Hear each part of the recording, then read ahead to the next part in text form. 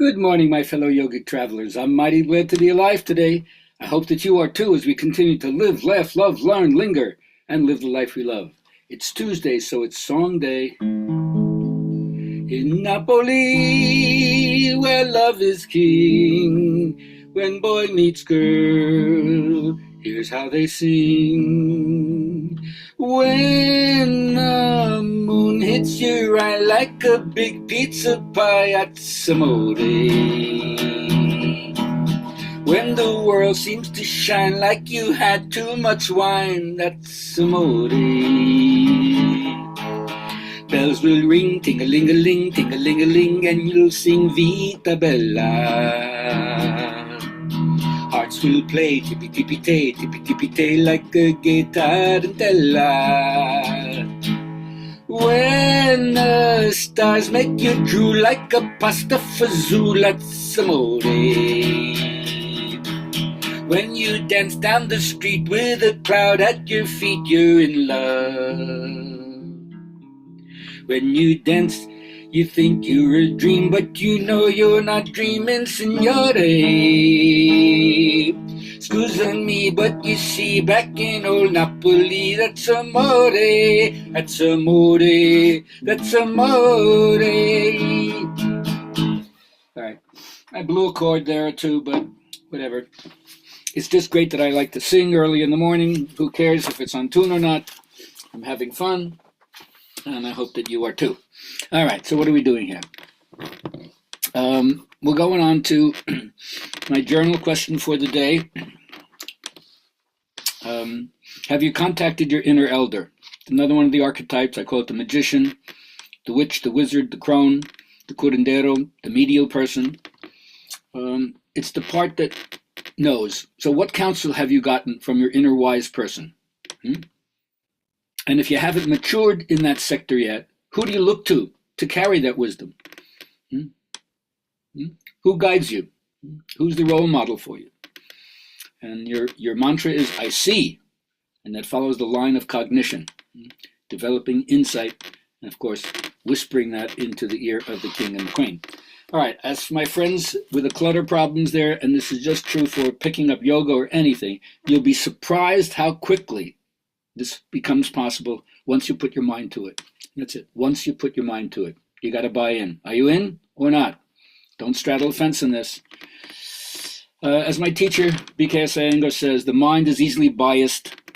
Its equilibrium is disturbed by distractions so quickly. But yoga will produce clarity of thought and action so that serenity or peace and creativity, the quality that makes you like the creator, can be born, and in spades. So yoga says the positive part of yoga is to acquire what needs to be acquired. That's evolution, or sometimes they call it the Ha channel, the sun channel, the seer. And the negative part is to discard what needs to be discarded. Sounds so simple. That's involution. That's the Ta part, like Ha Ta. That's the reflected light of consciousness. And so you let go of these illusions, no longer craving for the things that are seen or unseen, for the things heard or unheard. You develop the state of mind that transcends the qualities, the ultimate. It's emptiness at one level, you let your ego go, and it's full of love at another level. Anyway, I often refer back to the Grail myth, which from Joseph Campbell's point of view was, back in the 11 or 1200s, the first sign of individualism, where the knights went into the forest as a group, but they deemed it would be unworthy of them to go as a group. So each one went where there was no way or path, and it was darkest in the forest.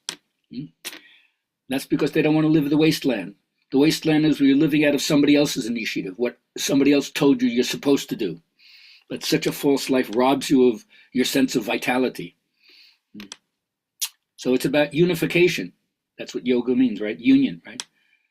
Connecting back to the spiritual powers that's within us.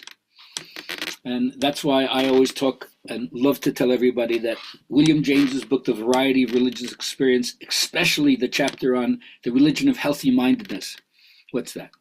It's refusal to think ill of life itself. Nature, if you trust her sufficiently, is absolutely good. That's a lot to say. and suffering does but melt the human heart to tenderness. But on the flip side, religious gladness is in possession within ourselves right from the outset. It doesn't need to be saved. There's no deliverance from any antecedent burden that we carry around. So to maintain a high state of consciousness, it's always wise to not allow your tongue to give expression to fretfulness, antipathy, complaint, or any kind of remonstrance. Then you realize that all things come about through adaptation, and to regenerate ourselves, that's the golden quality of humanity. Like they say, why are human beings higher than angels or potentially higher than angels? Angels are on a fixed level of being. They can't fall and they can't rise.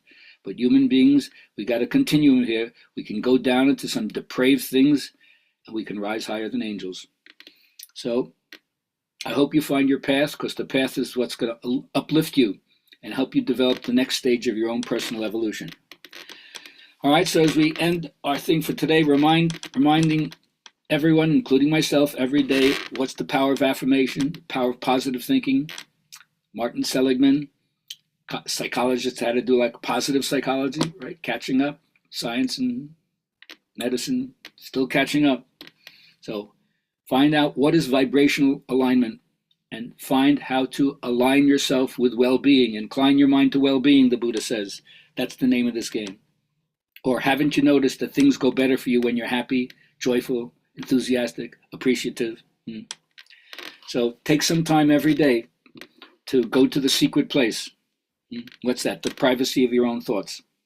No one but yourself knows what goes on there. And that's where you have freedom and dominion to think what you want, picture what you want, to know the truth about this inner virtual reality that makes you the absolute monarch that rules your realm of life and experience. We have one space open left for the Mexico vacation. We need a man to fill that spot on site via Shanti. Go to my website, GabrielHalpern.com, and check it out. Otherwise, have a wonderful day, and we'll see you tomorrow. As they say, God willing, if the creeks don't rise. Peace.